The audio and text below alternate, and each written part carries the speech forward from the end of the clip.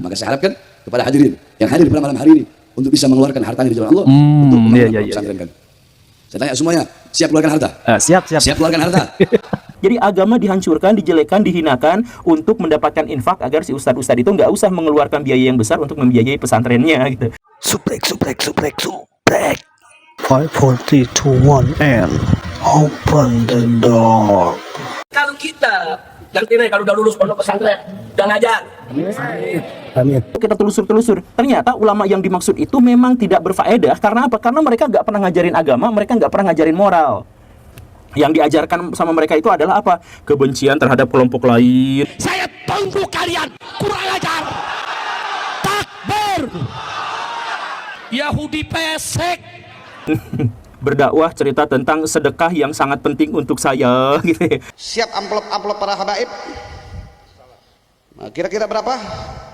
Kemudian jualan tasbih, jualan air, atau menceritakan tentang karomah-karomah kesaktian-kesaktian dari leluhurnya yang bisa terbang, yang bisa naik ke langit 70 kali, yang bisa memadamkan api neraka dan sebagainya. Diceritakan beliau pernah mi'raj, saudara-saudara, bertemu dengan Allah dalam satu hari 70 kali, saudara-saudara. Ternyata yang dibahas itu adalah yang seperti itu. Kemudian yang dibahasnya apa lagi? Dengan mengatakan ilmu duniawi itu untuk apa? Atau ada yang mengatakan uang gak usah dicari karena rezeki itu sudah ada yang atur. Ini berarti apa? Menegaskan kepada orang-orang supaya gak usah mandiri secara finansial.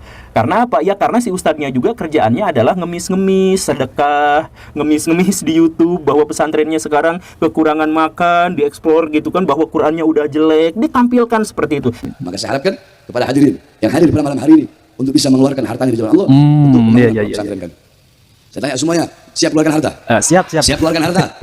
Sambil kita bersolawat kepada baginda Nabi Muhammad SAW. Jadi agama dihancurkan, dijelekan, dihinakan untuk mendapatkan infak agar si ustadz-ustadz itu nggak usah mengeluarkan biaya yang besar untuk membiayai pesantrennya gitu. Jadi dia privilege-nya dapat, kehormatannya dapat, tetapi dia tidak mengorbankan apapun karena untuk membiayai pesantrennya dia sudah ngemis di YouTube misalkan, yang seperti itu, atau ya kayak gitulah misalkan ya.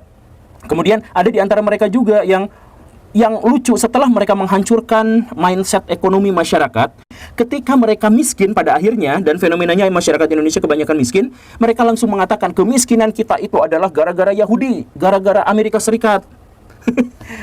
Ini aneh kan? Jadi mereka memiskinkan masyarakat Indonesia dengan mindset yang salah, tapi setelah miskin beneran baru salahin Amerika Serikat, baru salahin Yahudi dan lain sebagainya. Kan gitu. Nah, bahkan kemudian banyak di antara mereka para dalam tanda kutip ulama-ulama, ya sebenarnya ulama palsu tentu saja ya, ulama jahat gitu ya, ulama su. Nah, ulama-ulama itu yang bukan hanya menghancurkan mindset pikiran masyarakat, tapi justru malah terlibat dalam politik kotor, terlibat dalam kepentingan-kepentingan golongan tertentu untuk memenangkan presiden, memenangkan menteri, memenangkan DPR dan sebagainya.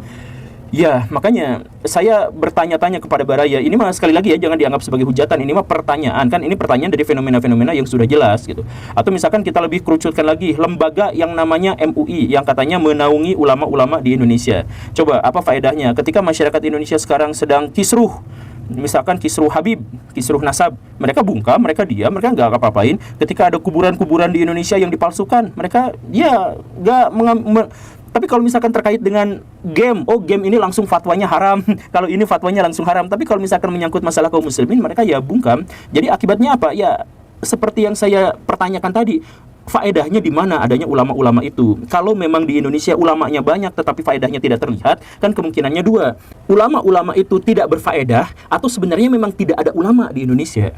Silahkan jawab ya, kita diskusikan sama-sama. Terima kasih karena sudah menyimak. Saya Guru Gembul. Assalamualaikum warahmatullahi wabarakatuh.